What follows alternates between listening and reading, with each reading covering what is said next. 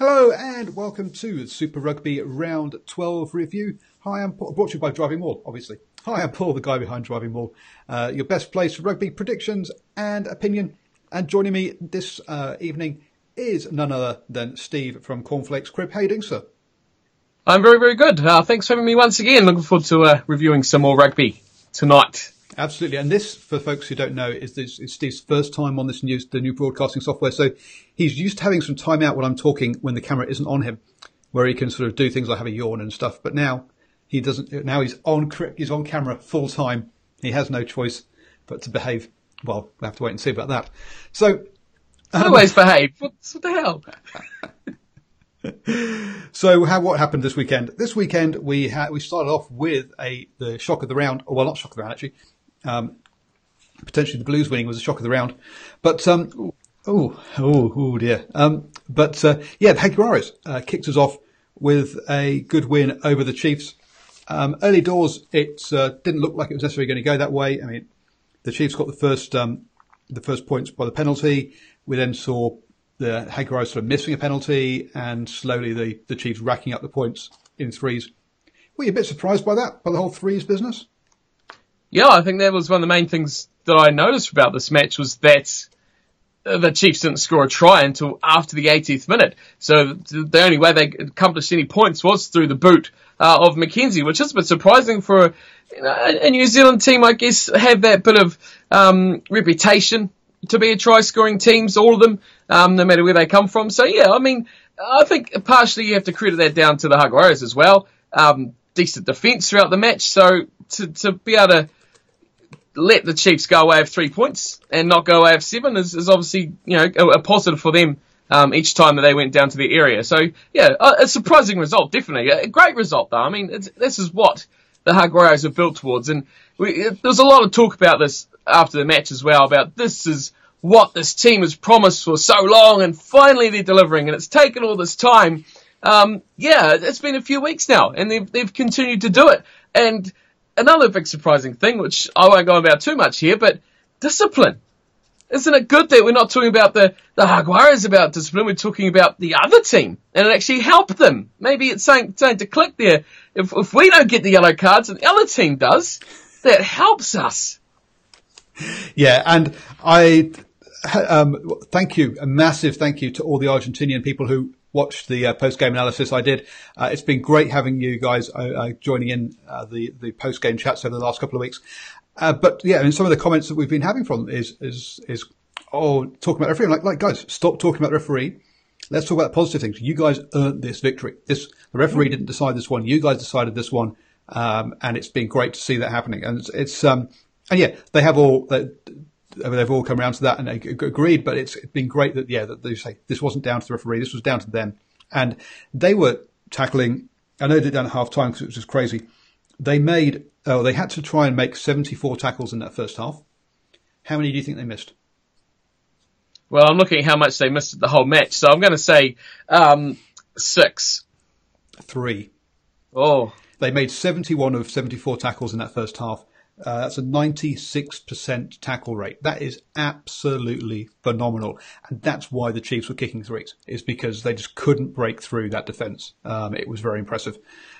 On the other hand, we had Tucolette doing his thing. Nice break for their try.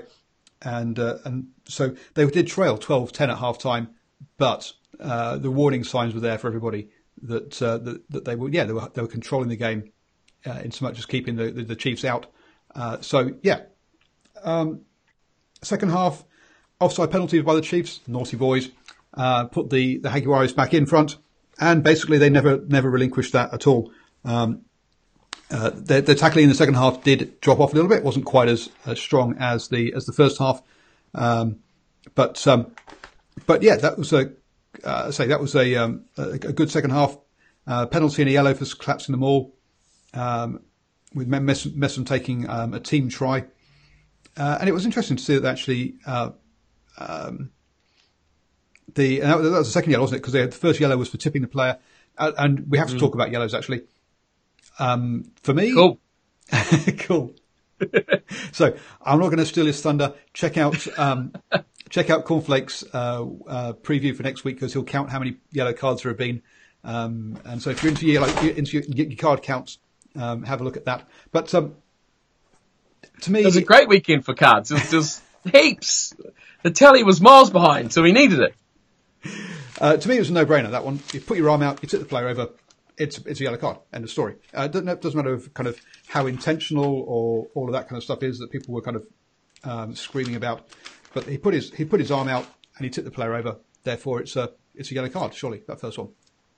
Yeah, I agree with what people are saying. It was soft. Like it was never going to hurt the guy. He was never going to be in any danger.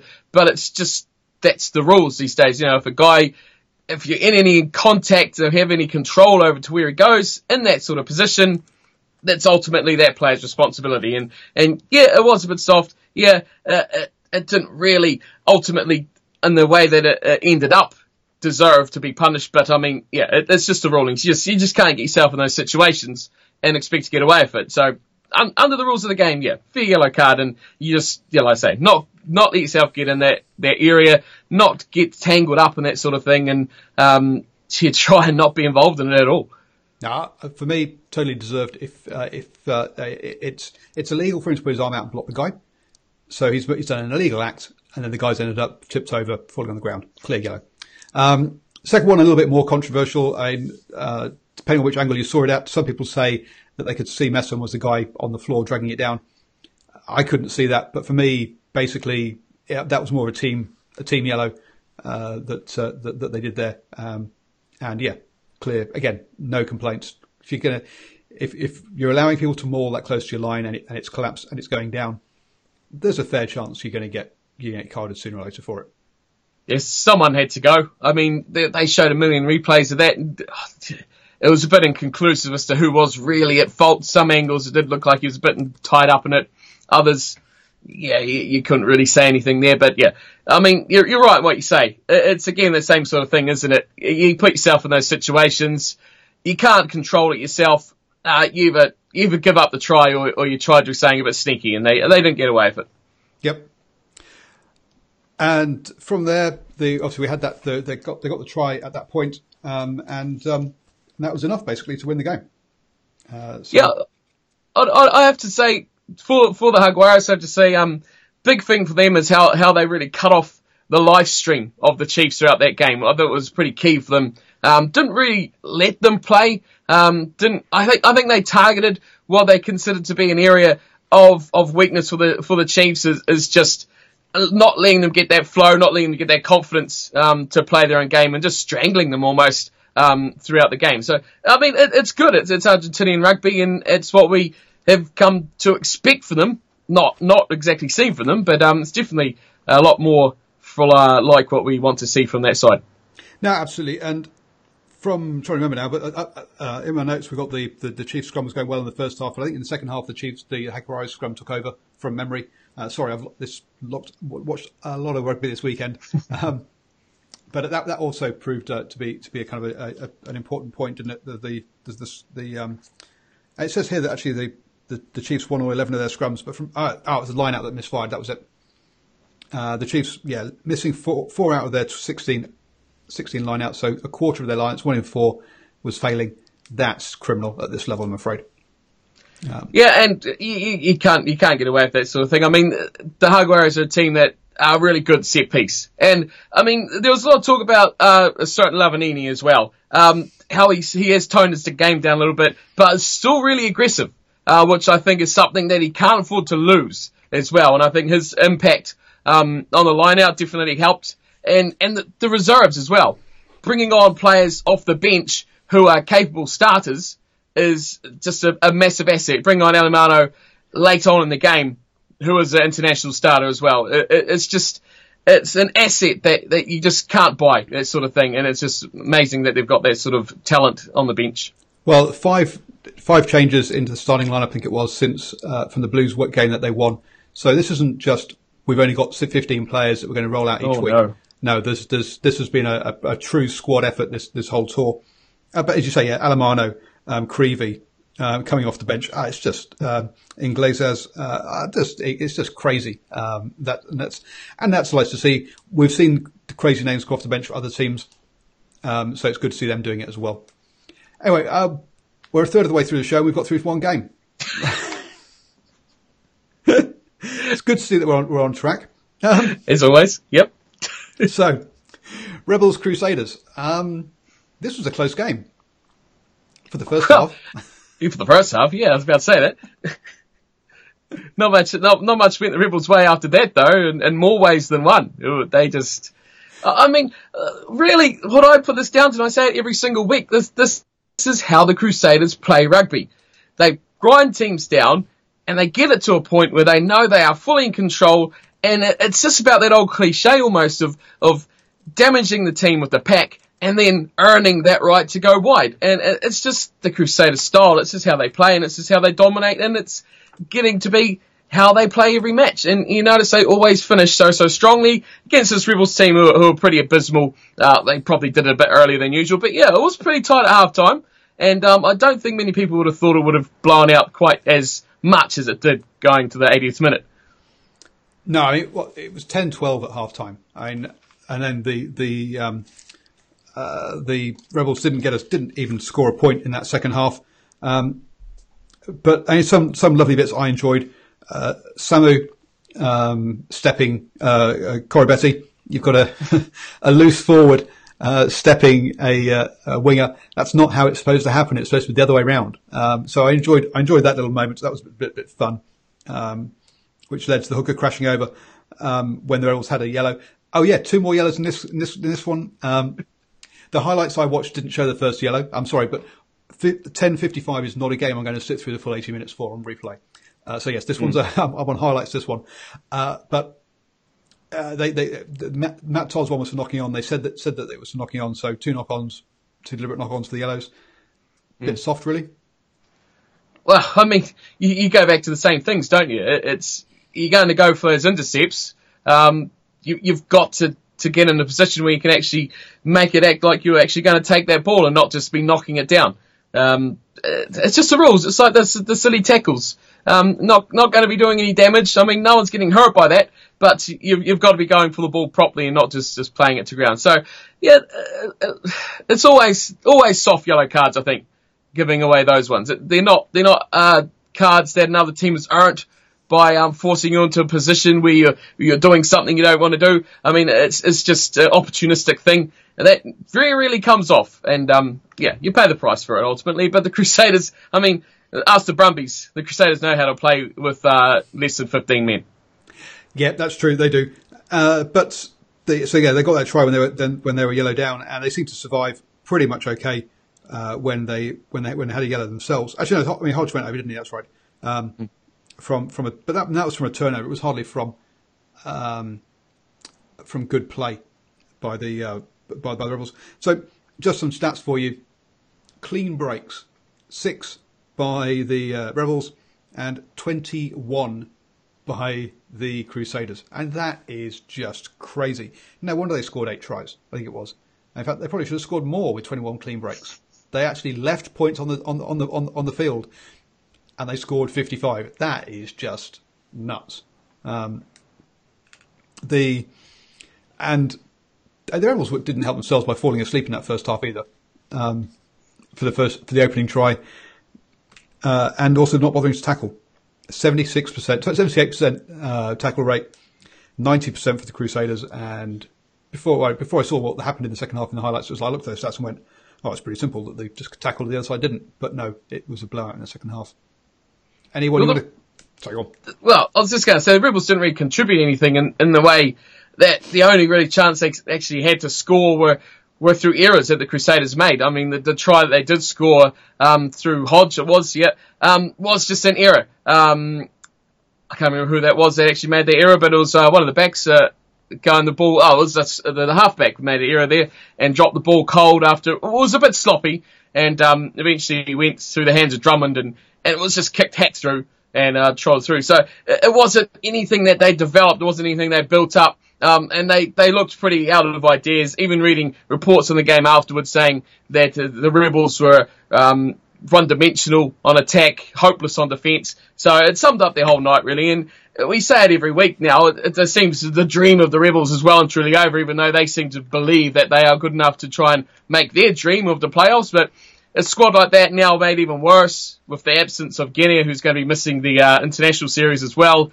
It doesn't make for good reading because Ruru coming on is just nowhere near the calibre of a Guinea, or even half a Guinea for that matter, for the Rebels. So yeah, they looked a bit completely out of ideas, and you've got to question how, with so many good players, that they just can't seem to string it together. I think maybe a decent fly half might help them, but yeah, we won't talk about that.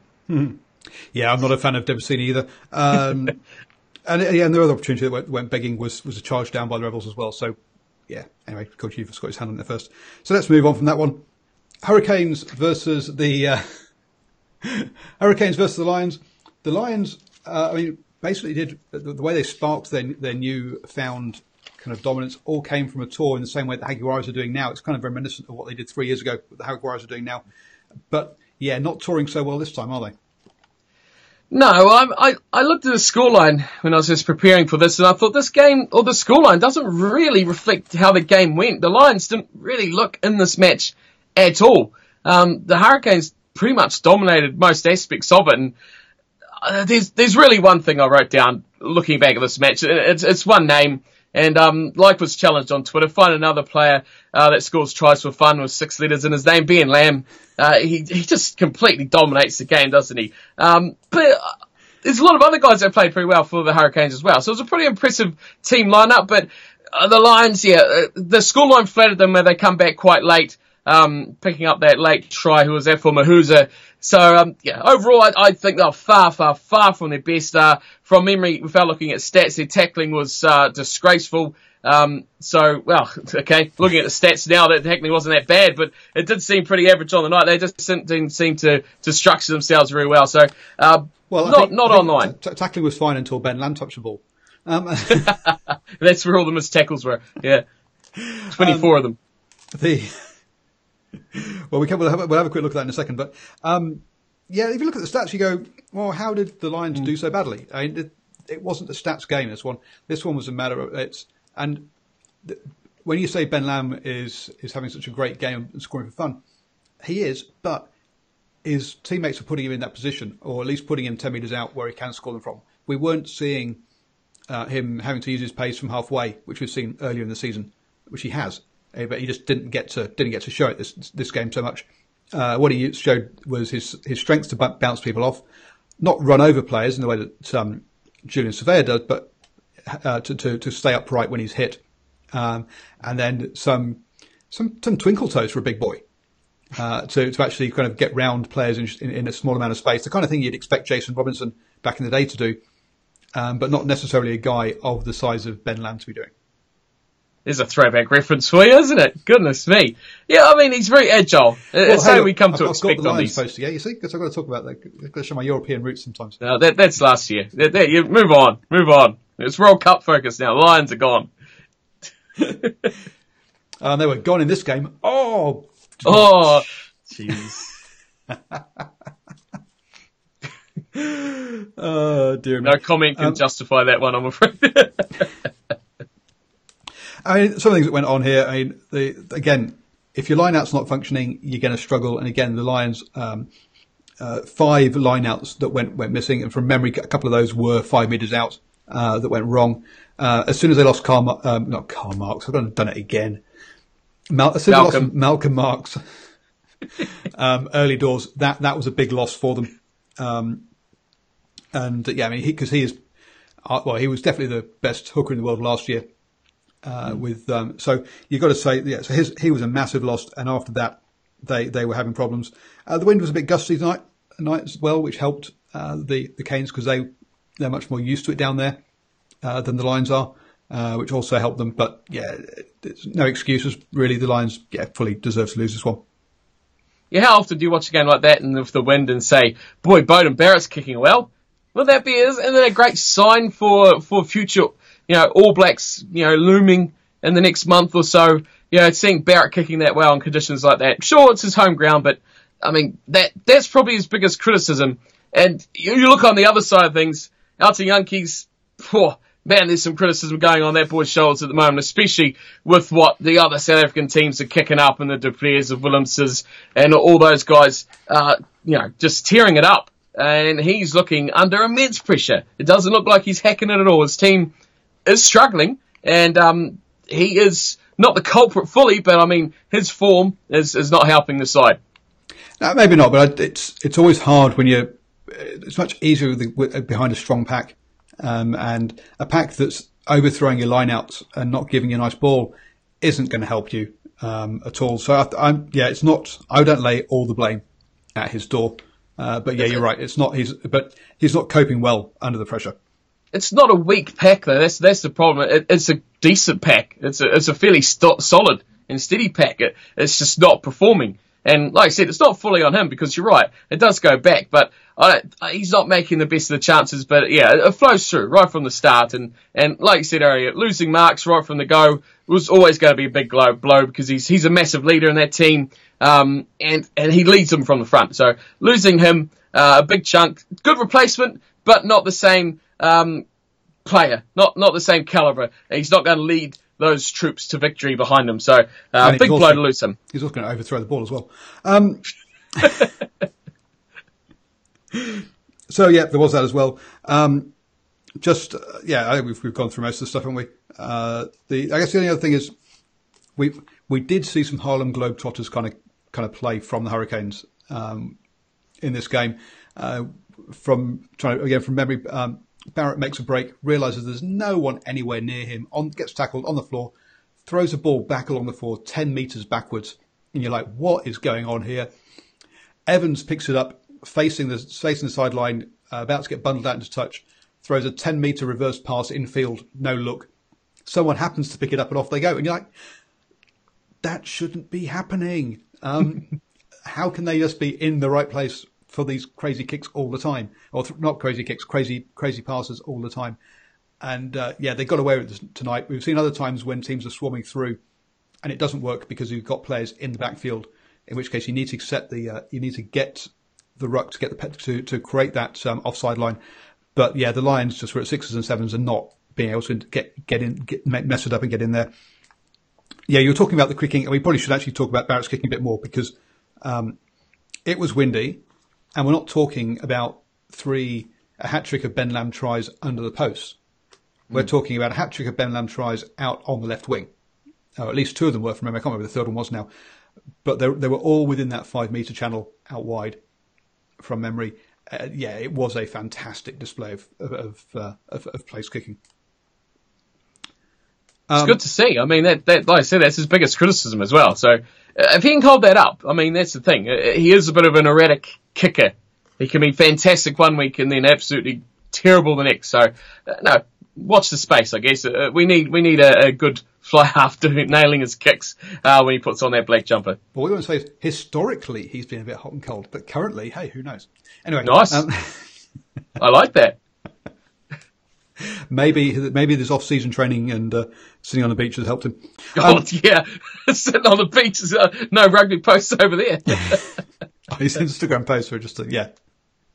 Anyway, Waratahs Blues. So a lot of I don't need to say anything on this one. There you go. I thought this would be the whole show. This match, to be honest. Oh, this would be the whole show. Waratahs Blues, highlight of your week. We did have a whole bunch of people early comments saying, "Hey, let's talk about the Blues," and I'm like, "Yeah, we'll get there. Calm down." Now, I'll be honest. I went to bed and slept through this one because I just didn't want. I just couldn't get that depressed. I'm sure I won't go depressed because depression is a big thing that. And for those of you who want to know about my idea about depression and my issues, go ahead into YouTube and search "DrivingMaul Depression," and you'll get a very frank 5 minutes discussion about it. But no, I don't want to feel down and upset. So I went to bed and slept through this because I just knew we were going to. Well, I predicted us to win 3-0, and I thought that's very much a heart overhead decision. And I ended up being right, amazingly enough. There was an early penalty missed, where the Tars had advantage. The scrum half just didn't clear the ball, and I'm like, Foley, what's the mentality of a team where you've got advantage? You're in the 22, and as a scrum half, you just stand there waiting to be taken out because you want the penalty, and you want to have a kick at penalty. No. Get that ball out, play with it. you're going to get it back in that position, but at least have a go.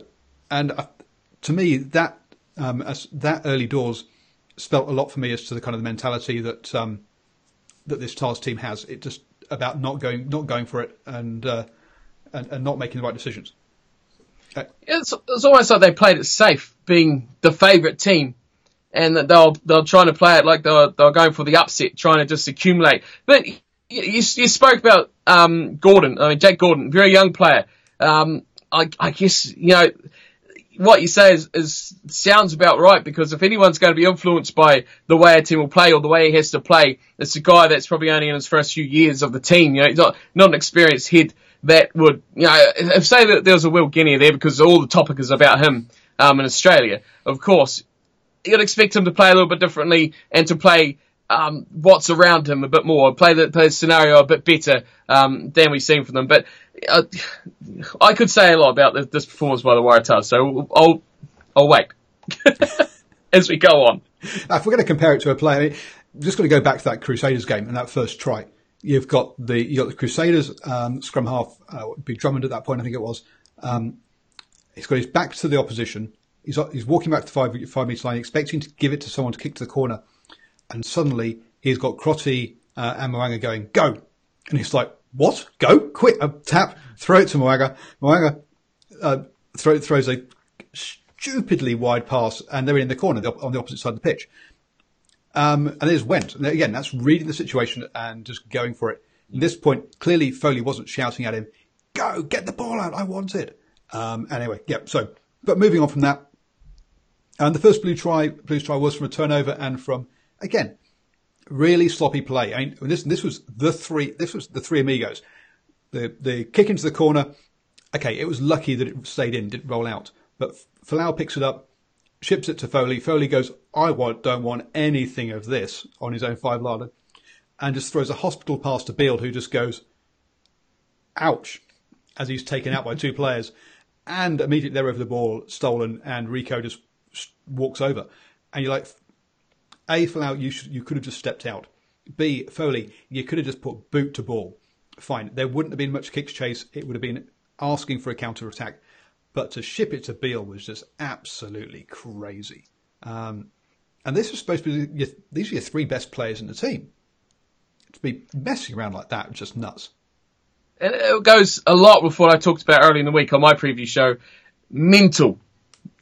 I think this game was all about mentality. I just didn't expect the Waratahs would have that top 2 inches to be able to put themselves in that position to win. I expected it to be really close because they were the favourites. They were the better team as such. I mean, top Australia versus bottom New Zealand. Whatever history says, I mean, it's still, a matchup that by rights, I mean, and by the picks as well. People's Super Brew picks, things that I think it was about 81% saying Waratahs or something around that number. So they were the favourites. And it's just getting over that hurdle. It's just getting in that lead. And I think from memory, if ever they did, it was only a few times or a few minutes that they did lead, but I'm pretty sure they trailed for pretty much most of the match. I'm not 100% sure on that. But it's that getting over that hump. If they did get to the lead, how could they hold it would be the question. But no, they just never got in that position. And I just saw it all along mentally. They're just not going to get there. And they shelled so many chances and things like that, like you just talked about. It's just the responsibility of the team. Like you say, kick it out, kick it straight out, put it out on the full, put it in row Z, go to the, just for 22, it doesn't matter. Set up, get your players back, reset, put your defensive line in action and reevaluate things. Just, it was a silly play and you'd expect better from especially guys like you say, who are the linchpins of the Waratahs and Australia. Well, we talk about missed opportunities. Rieko Ioane gets the ball, speeds down the pitch, gets tackled, and doesn't release the ball. You're like, no, all you had to do was let go, stand up, pick it up, and just flop over the line. Oh, criminal. He'll learn from that, though. I mean, give some credit to that Waratahs young Clark, the Sevens player. I mean, he's got some wheels, that kid, and Rieko was gun. He was full on gun. He watched replays. He was not, slouching down at the end there. He was giving it full tilt as well. So that was a good foot race. And if anything for Australia, I guess the Waratahs fans could have got positive and say, yeah, he could have kept us some wheels out there. That's one positive. Now all we need to do is get Folau and Beale to actually trust him to pass him the ball. One of my favourite topics, if you actually watch Folau and Beale, you'll see Folau in particular, look at a player, go, is it Beale or Foley or Hooper? No, it's not. Well, you're useless. I'm keeping a hold of the ball myself. Something that Parisi used to do with Italy, which is basically like, everyone around me is nowhere near as good as me, so I'm just going to do everything myself, including trying to do drop goals. Yeah, okay, whatever. Zinzan Brook could do it. Yeah, there is just that lack of trust within the Tars team. I mean, you've seen that video they did on Fox Sport or whoever it was, the television guys over in Australia, where they mic'd up, I think it was Beale, and you've seen a few things there about how they played. This was probably a season or two ago, but just the communication in between was Foley and Folau. You didn't see him actually communicate with any of the other backline players, let alone the forwards. And you can see from that Folau says, yes, pull up a high ball, I'll chase it, whatever. No one else did that. I mean, there's another winger. There's someone else at fullback and Folau's not there. And yeah, it just confirms a bit more of what you say, just how that team has a bit of a missing link, a few positions in there. Yeah, those other players are just there to miss tackles. Normally you'd say make tackles, but in this case, no. Or turn around like oil tankers and no borrow. Yes. Interesting, this one, the Blues are kicking threes, but I guess that shows a team that's lacking confidence. And yeah, just take points where you can, to me. Because yeah, they did that. And they did again in the second half as well. Where they had a promising attack and they would take the three, and they did that twice on the trot in that beginning of the second half, just to get them that lead. I love Perifeta's line break though. That was a lovely piece of skill. Step inside, round through the gap, give it to I've gone back. Duffy, that's right, and then Duffy throws the long pass to Manu, who did well to finish. And there's a young guy new to the team who is learning the ropes. It was good to see Duffy trusted his players. As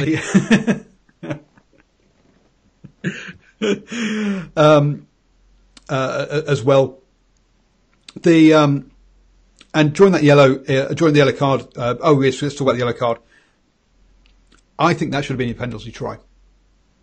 I don't think there was anyone else covering. He took it. If he wasn't there to make that tackle, the player would not have gone into touch.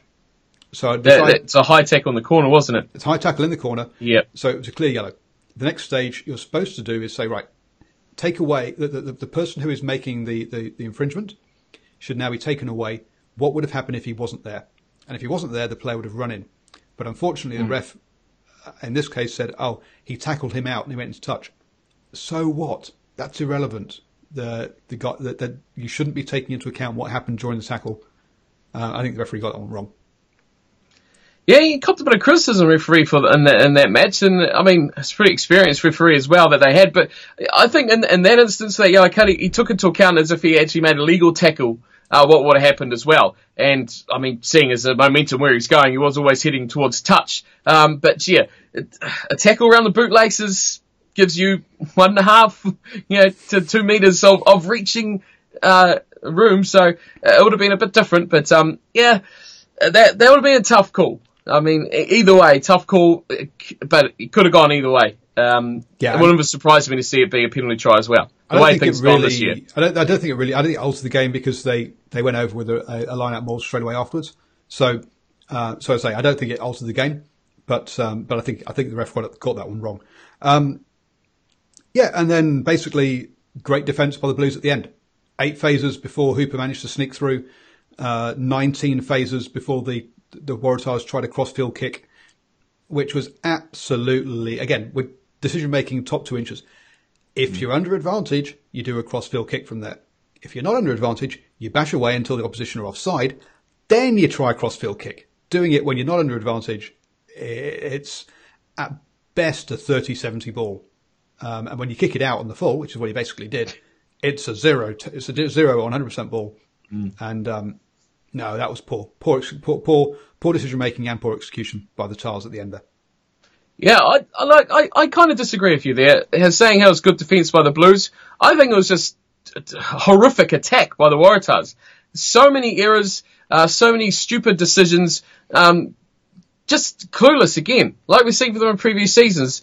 Just don't seem to have much creativity, too error-ridden, silly things, no one knowing exactly where everyone else is going, the continuity, the teamwork's not there, and the opportunities were aplenty. More than aplenty. They were rife throughout the whole game. They should have won this game. Around that. Okay, where you go. So the task, 22 turnovers to the Blues 10, which shows you that they couldn't until the end there, they couldn't put anything together. But here we go.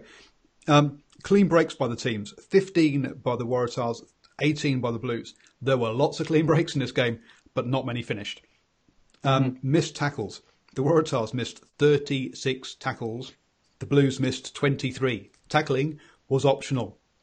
Holding on to the ball was apparently optional too, as we saw with the turnovers. This was fast and loose. I don't think there's anything positive. I don't think there's much positive to take out of this game for the Blues because it's like their win against the Lions. Again, fast and loose, got lucky that a few more passes went to hand and they got there. This game, another one, fast and loose, that came down to really Foley's kicking. Foley made 75% of his kicks, Perifetta 83%. That's your difference. It's only a 3-point game, and Foley was missing 1 out of every 4. That ain't good. Yep, I would agree with you on the fact that the Blues' defence was especially good enough towards the end. Throughout the game, they were okay. Yeah, I mean, you look at the percentages; they're actually lower than the Waratahs. But it was that time where I think the mental aspect of the game really came into it. With time ticking down, 3 points wasn't going to win you the game. It had to be a try, and that's when you either bottle it or you suck it up. Then you got to credit the Blues. I mean, they come good.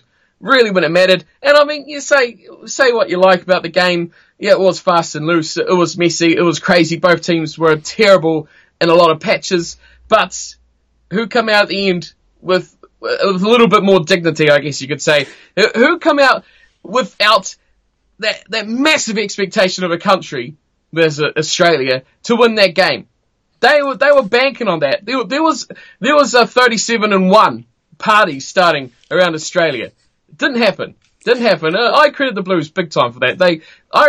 They sucked it up big time. They grew some good odd balls there and did a good job.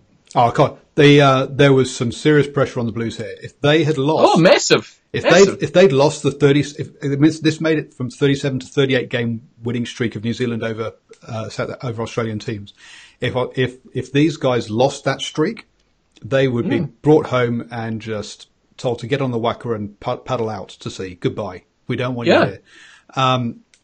Massive pressure on both teams. This really was a pressure game. But yes, mentally the Blues held up. Skill wise and game plan wise, no improvement over previous games. I'm afraid. Sorry. Yeah, but I mean, you look at the other side of things, and I think the Waratahs are worse off from this result overall than the Blues. The Blues can go home and say, yeah, we took 4 points, we've kept the streak alive, we've done our thing. Waratahs, they're in turmoil. I mean, to lose the Blues for the top Australian team is terrible. It's a dreadful thing to not convert that into a victory. They should be the ones put out in the boat and sent to sea. Go find another Tasmania. I don't know. Blues definitely taken things massively from this match over the Waratahs. I'm really excited and extremely hoping to get the Scottish Canada on the preview show this week, if any of you do know him, because I really want him to go to town on the preview this week about his Waratahs. So I'm really looking forward to that, and I think he's going to have a few home truths again about his team. So you heard it here, folks. The Waratahs are to be banished to the penal colony, prison island of Tasmania. Until they learn how to hold a ball. Oh dear, hate mail, just send it in. So let's leave Australia behind and head over to South Africa. Good idea. Big game here. Stormers versus the Bulls. 50-50, I think, on all the predictions side of things. I went with home advantage, and that proved to be enough. That the impressive Stormers scrum early doors to get that first try not an area that I was thinking there would be there would be that dominant personally. No, previewing this match, you would look at it and say the Bulls should have been the team that took the forward domination going into this game. But I went the same as you. I went for the home team purely because they were the home team. They haven't lost at home yet. And that's got to count for something up against the fierce rivals that are the Bulls. Lost them earlier in the season as well. So there was a bit on the line here. And what I was really interested in this game was the battle between the two tents. I know, great battle in the forward pack, yes, I know.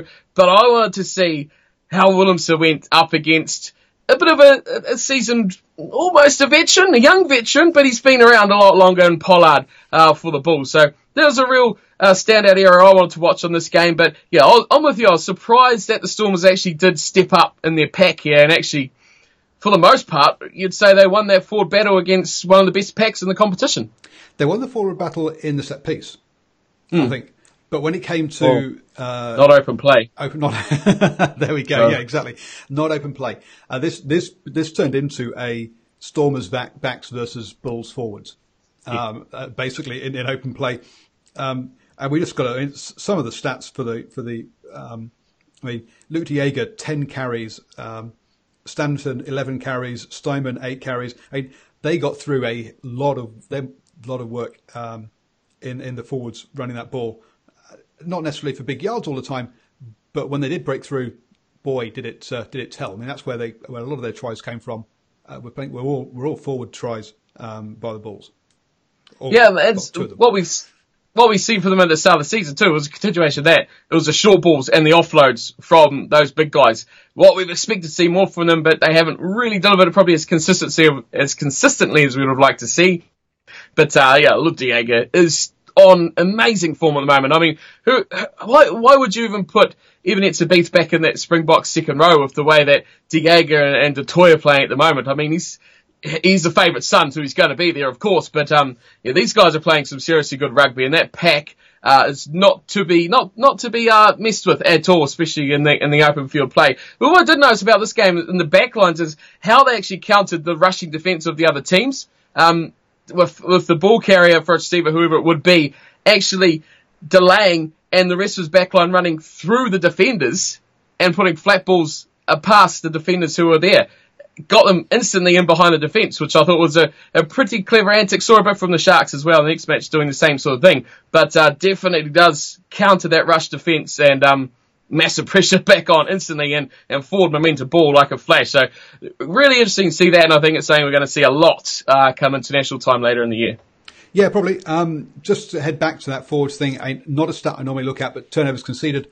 Both Stayman and Jager conceded 2 turnovers each, which shows you that perhaps whilst they're trying all that short stuff and offloading game, they're still getting used to the skills involved for it. I think it led to a bunch of errors, which probably led to the 17 turnovers conceded by the Bulls compared to 10 by the Stormers. This is a developing Bulls side that we're going to see a lot more of that play from. Yeah, definitely. This is the Bulls team. It's only going to get better and better as they continue to develop, and it's a very, very good side as well. And that style of play is something that they're just going to improve on as they go on. It's a continuity thing. I talked about the Waratahs who have no continuity. These Bulls are developing it. And there's a difference between a team that's completely losing it to a team that's gaining it nicely like the Bulls are. You can see the work that is actually going in development of this side. And when it's making such an impact like this, you don't throw it away. You just keep on pounding away at it. And then next year, who knows, year after, this team is definitely going to be right up there with the best. Yep. And they did actually lead in that second half. But the Stormers used their fast backs out wide, and that was enough to see them home in this one. And also the Bulls failed to take advantage of the Stormers when they had a yellow card. Again, was he really late? I guess he didn't wrap his arms, so deserved it for the shoulder charge on the Pollard, wasn't it? Pollard, yeah, that's right. Yeah. So I think it was again maybe a little bit harsh, but yeah, he needed to wrap his arms. Yeah, that was Ramon Samuels, was it? The tackle on Pollard after the big wide pass that he made.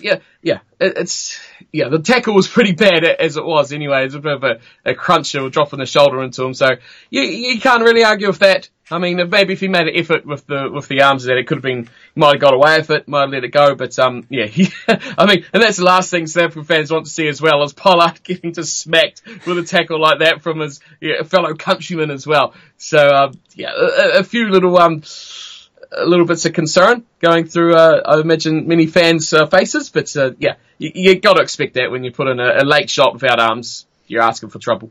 Yeah, Williams only 60% from the tee, so you got to maybe you lost that battle, even if you did win the war. With Pollard perfect from the tee, and and both lineouts again, two lineouts that failed that didn't fire at times. I'm not sure quite how. Again, this is another highlights one for me, being in the middle of the night, so I'm not sure quite how key those lineouts were, but both of them, both sides, missed a few of those. The arrows weren't great. Yeah, the battle at 10, like I talked about earlier, was interesting because I agree with what you said. I think Williamson from the tee definitely wasn't as best, but I think around the park, definitely much more of a creative outlet than a Pollard is. I think Pollard probably has been a bit hammered with that old school, South African style of just kicking and using the forward pack. But Williamson is a breath of fresh air. And I'm probably going to talk a lot more about it later when we talk about international squads and that, but it's hard to see them leaving him out when he is such a prodigious talent like he is. And I like I say, around the field, I think he did win that battle against Pollard. Yeah, but if we're going to talk about Sharks next, so let's move on to them, because the Sharks have got a similar situation, but actually within the club. So you've got Bosch, which is a bit like Williamson, creative, smaller, dynamic scrum fly half, and then you've got Dupria, who is perhaps a little bit more creative than Pollard is, but again, he's a kicking machine, the general who leads you around the park. And maybe that setup that they've got at the Sharks is going to be the kind of setup they're going to look at for the Springboks, where you have either a Dupria or Pollard in at 10, with a Williamson or Bosch at 15, and they can switch being first receiver when they want to an attack, but they've got that dependable kicker, that cool head as well, and try and have the best of both worlds. Yeah, well, Kieran Bosch is very much a fullback by default. He's kind of the opposite of a Damien McKenzie. Yeah, through build-up, he was very much a fullback through Currie Cup and things like that, from what I've heard. Correct me if I'm wrong.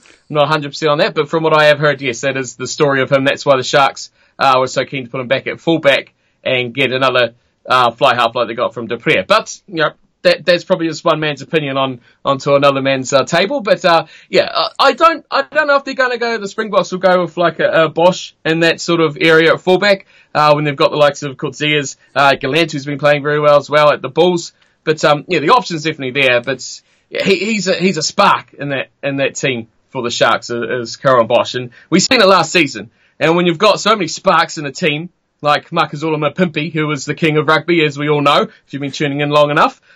It's a team we've been expecting this performance from. I have anyway, since week one. And I've struggled and failed to see it. And of course have happened against the Highlanders, but I mean, they were a joy to behold in that game. And the Highlanders were never in it. Never in it. I mean, this is something we've been saying for the past 10, 11 weeks, I think, that whilst, the Sharks haven't been the worst team this season, but they have been the most disappointing team because we know that they're much better than they've been. The worst team has been obviously the Sunwolves with no wins, and then the Blues with only 2 wins until this weekend. I'm assuming they're still second to last. But the most disappointing team for me has been the Sharks, because I had them challenging the Lions pre-season and being the one, and they're nowhere near them points wise. Now maybe they've got this will spark them, because as you say, they were all over this one. I mean, 2 tries in the first 7 minutes helped to go 14-0 up. Sopawanga having an absolute shocker early doors, out-jumped for the first one and then basically charged over the top of for the second. He didn't have a good start to this game. Perhaps thought, I don't want to be defending out wide anymore. Thank you very much. Put me in the middle with some people around me. No, he said his glory. He said his glory last week. Well, now his head's in Coventry, or as he's heading up to the UK next. Look, I thought the Highlanders, I had a sneaking suspicion about them that their win last week, that was their tour. They put heart and soul into that one and had to absolutely dig deep to find that result. And I thought that could come back to haunt them against the Sharks if the Sharks did turn up, because they're very much, like old school France. So, the cliche erratic rubbish that we always talk about with France and how they can play. That's what the Sharks are like this season. And I thought if these Sharks turn up, the Highlanders are going to be running, at 60%, and that could come back and hurt them. And obviously it did. I mean, you look at the stats, which I'm sure you're going to talk over, but massive difference. Big one for me, clean breaks, 19-5. I mean, you're going to struggle to even be in a match if you're not putting that away as well. So that's a big one that stood out for me. Of course, neither side really tackled that well, both being in the 70s, which isn't, as we always talk about, the best on the tackle count. But never any in it here for the Sharks. They're the key stats that I thought stood out for me. And the Highlanders just didn't seem to be at 100%. A lot of their efforts, tackles, just the breakaways, the covering, not that sort of commitment that we used to see from the Highlanders. It was sort of the 50-50 wishy-washy stuff that you don't want to see from them. But hopefully now done there, move on and hopefully improve and get back to being 100% again. The Sharks, though, I've been waiting for this a long time. And yeah, they were really impressive and the key guys really just up. But before I finish on this point, I did want to say that out of these last two games, the Stormers, I think it was the Stormers player. No, it was the Bulls player. Ordendale in the midfield. And for the Sharks, Esterhazen. Those two guys, relative nobodies. When you look through these teams and these backlines, you say they're probably the weaknesses. Those two guys, I think, have been standouts for their respective sides. And to be put around these other players who are stars and key names, I think they've really stood up and been massive assets for those two sides.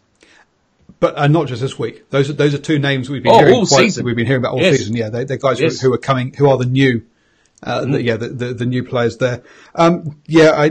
Everything was against the Highlanders. We talk about the Highlanders normally happy not to have the ball and trust their defence. You can do that when you're tackling at 85%. You can't do that when you're tackling at 70 odd, which is what happened here. Missed 29 tackles, and you say gave up 19 clean breaks. That's appalling for them. 8 turnovers, both in 17 and 18. So there were plenty of turnovers in this game, which normally would suit the Highlanders because they love a counter attack off a turnover, but they just didn't knock it off this time. Some question marks over Naholo, I think, out on that right wing defensively, because the Sharks attacked down that one several times, with long wide balls out there. Sometimes it worked, sometimes it didn't. There was a few knock on. I think there was a forward pass and some other things going on there, but they made lots of ground down that one. So I think they clearly had figured something out about Naholo and the positioning out there, and were happy to try and exploit it. Something we've seen from a lot of the South African sides, again, very pacey wingers, and they're using them. So we saw that from them. Anyway, we talked about bottling a great break. But you must have liked the Ben Smith break, ghosting through. A bit of vintage. Ben Smith there. Vintage. And it's a bit scary when we're starting to talk about that as a vintage one, rather than it being, this is what Ben Smith does. We've not seen that much of that kind of stuff from him this season.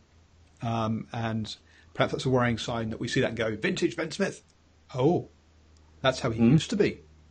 We'd like him to be like that all the time, please. Yeah, that's a fair call. Yeah, he hasn't had his most consistent year, but I don't think the games have probably played into the way his style of game has gone very much as well. Like, probably hasn't had space as he's had, and he's been pretty well taken care of as well. So he's been notified. Obviously, you play a team with Ben Smith, and he's going to be a key guy that you're going to have to shut down because he can create something special out of nothing. But yeah, he was probably the standout, I think, for the Highlanders in this game. And that's when you notice you class players. Form is temporary, class is permanent. Ben Smith is always going to be up there with one of your top performers regardless. I do agree with you. Naholo was a guy I was going to point out as being, I don't like to use the word, but I'll change it, lackluster. a bit. He was the one that got completely skinned by the Curran Bosch break. And in the end, absolutely left for dust by a killer sidestep. Did come back to make the tackle on him though later on, so give him a bit of props for that. But yeah, I think overall the whole squad looked a bit lackluster throughout the game. And like you talk about those clean breaks, when you've got a team that is a back row with those guys that are so good, the two Dupree brothers and Philip van der Walt, really, really good back rows, and they're quick enough and big guys as well with a bit of speed. That makes a big difference. And them in support, they're hard to put down, and they do offload as well very well. So they are always dangerous threats. And when you got, like you talked about as well, Nkosi, Mapimpi, Express, Lightning, Sharp, and they create room. And with those sort of flankers on their shoulders, they are always going to be a danger when they hit their straps. Absolutely. And that's all the games for this week. But hey, don't disappear for those just watching live and also on the recording. Some news for you this Wednesday. What are we going to do, Steve? We are having a brand new show. Brand new All Blacks edition show on the Driving Maul.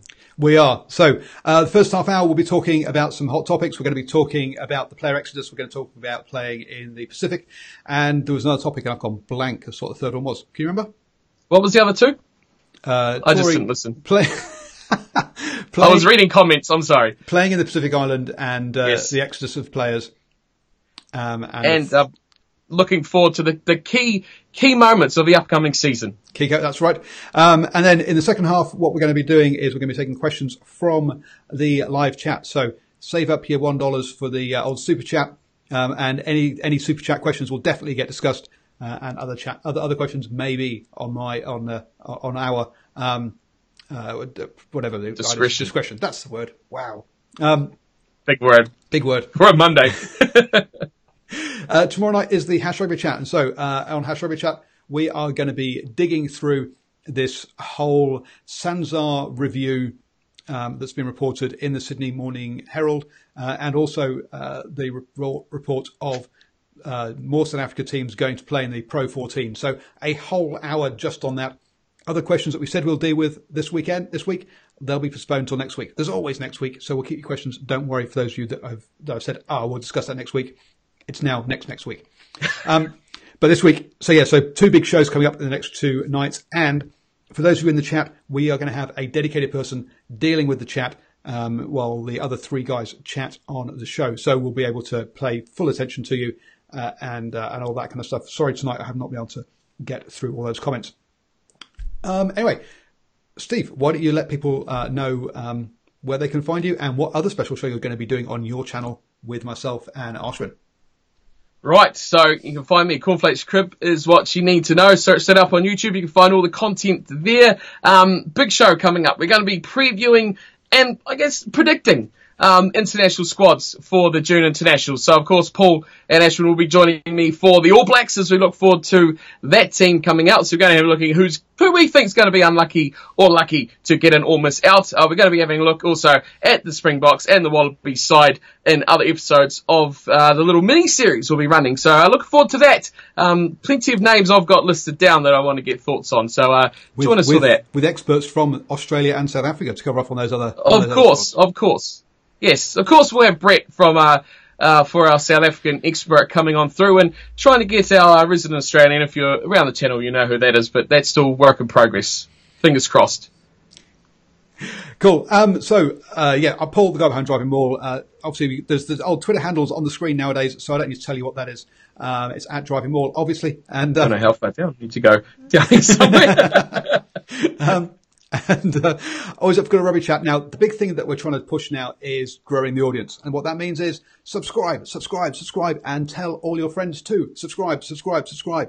Apparently, social media is all about clear calls to action. So hopefully that's clear enough for you.